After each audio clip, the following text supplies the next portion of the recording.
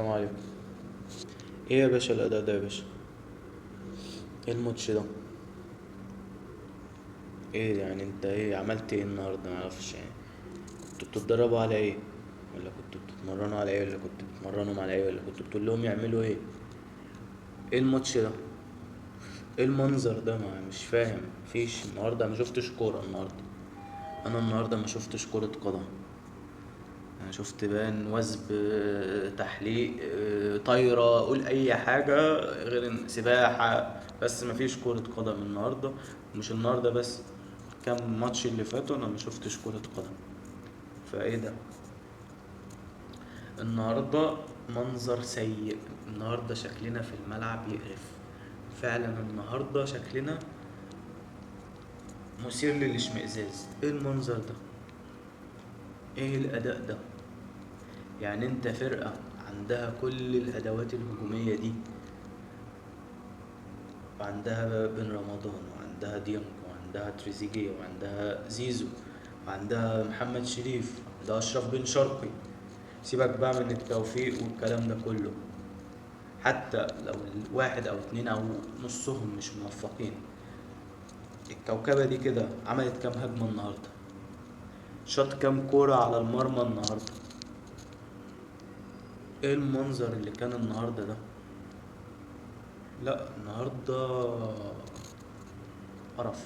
بس مش كورة اصلا. دي مش كورة. النهاردة محدش لعب كورة. مش هتكلم على اي لعيب، ولا هتكلم على اي لعيب. حلو كان وحش حلو النهاردة، انا ما هتكلمش على اي لعيب. تعالى يا مستر ريبيرو. ايه ده؟ انت حضرتك بتلعب في الدوري المصري دلوقتي. سيبك بقى يعني نتكلم كده بشكل عام، وبعد كده نشوف بقى حوار ماتش النهارده ده.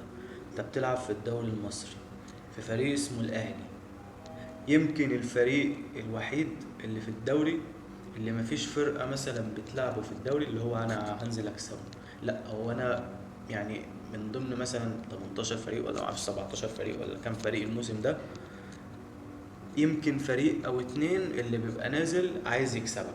الباقي كله لو خد منك نقطة يبقى كده جبرت معاه كله. فانت من ضمن 17 ولا 18 فريق، يا عم قول عندك 15 14 ماتش، الفرقة اللي هتلعبك هتنزل تدافع علشان ما تخسرش منك، علشان على الأقل تاخد منك النقطة.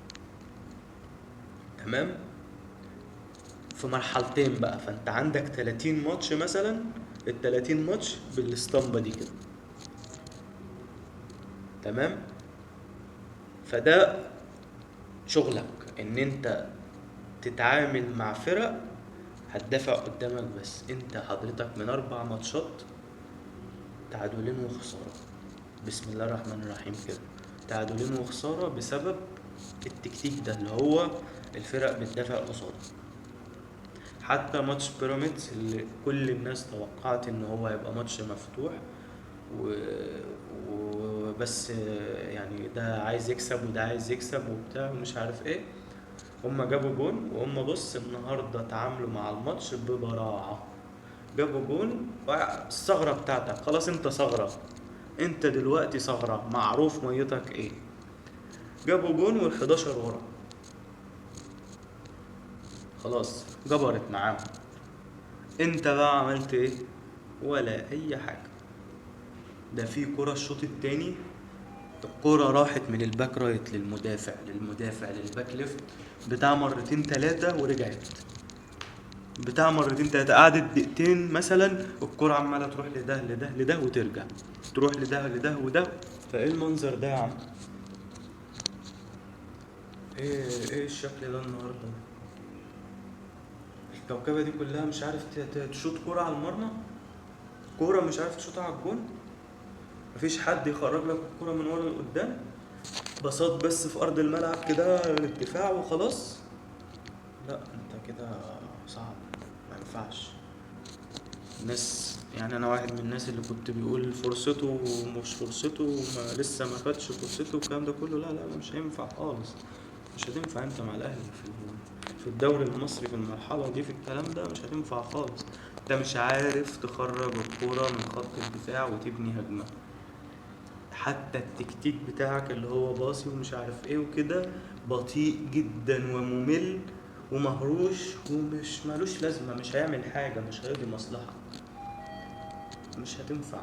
انت مش هتنفع. انت عندك خط هجوم، احسن خط هجوم في افريقيا، كوكبة اللي كده اللي متجمعة مع بعض، دول من افضل اللعيبة في افريقيا. مش عارف تشوط كرة على المرمى بقالك ماتشين 3 اصلا، مش الماتش ده بس.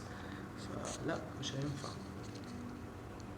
طب عالجت ده ازاي؟ سيبك يا عم، انت نزلت مثلا ابتديت غلط، عالجت ده ازاي؟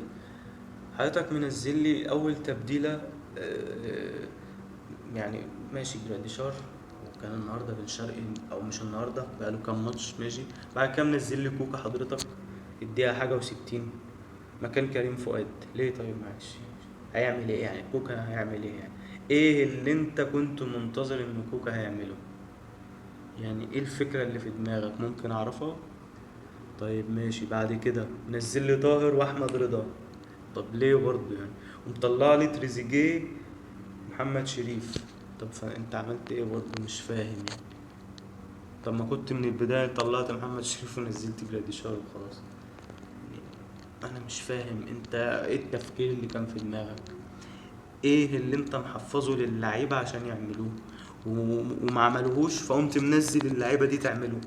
يعني حتى دول اللي نزلتهم انا معرفش نزلتهم ليه، ما عملوش حاجة برضه. يعني احمد رضا، منزل احمد رضا ليه؟ تعمل ايه باحمد رضا؟ نزل كوكا يعمل ايه؟ وامتى؟ يعني انت خسران من الشوط الاول، من اول مثلا ربع ساعة عامل تبديل، يعني التبديلات بتاعتك عاملها مثلا، يعني انت عملت تبديل بين الشوطين والباقي عامله في الدقيقة 70، في الدقيقة 65 وفيما بعد. انت حضرتك خسران وعايز تكسب، مش عايز تتعادل، انت عايز تكسب الماتش ده. ف